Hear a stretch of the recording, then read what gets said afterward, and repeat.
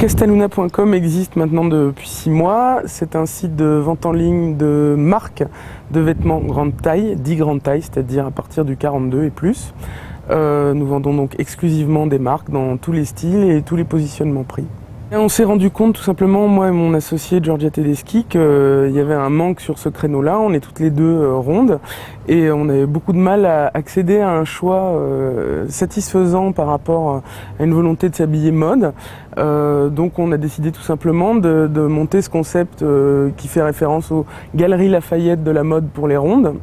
C'est vraiment ce concept-là, c'est donner le plus de choix possible, le plus de mode possible à des femmes qui aujourd'hui ont une offre assez restreinte finalement. Le secteur de la mode dite grande taille est un secteur étonnant aujourd'hui en France puisque 50% des femmes font du 42 et plus et que l'offre est très limitée, c'est-à-dire que vous avez des acteurs historiques mais qui ne sont pas forcément dont le premier objectif n'est pas d'être à la pointe de la mode. Donc de manière extrêmement étonnante, c'est un secteur économique dans lequel, à mon avis, on ignore 50% de la cible.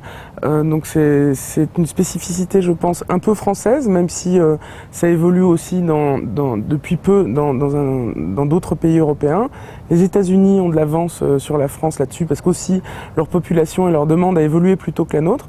Mais c'est un marché étonnamment récent en France et qui commence tout juste à mon avis à se développer maintenant alors que la demande est plus ancienne. Je soupçonne qu'il y a un rapport dans la culture française entre la femme et la mode qui est un petit peu compliqué et qui fait qu'il y a une forme de tabou toujours autour de cette forme idéale de la femme et qu'on n'a pas fini d'avancer sur ce sujet-là. Je pense qu'il y a une dimension psychologique à tout ça et qui occupe le milieu de la mode depuis longtemps.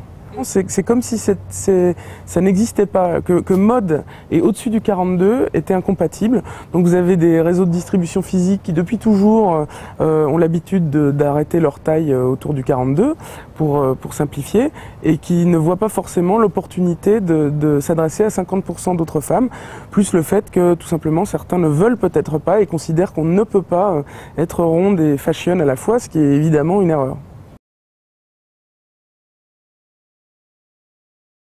Je ne suis pas une serial entrepreneuse, donc je ne suis pas forcément une experte, mais mon premier conseil, c'est qu'à partir du moment où on a identifié un marché, il n'y a aucune hésitation à avoir, faut y aller. Donc ça veut dire que si ce marché existe là, vous arriverez toujours à convaincre des investisseurs potentiels et à monter votre business. Pour moi, il n'y a pas.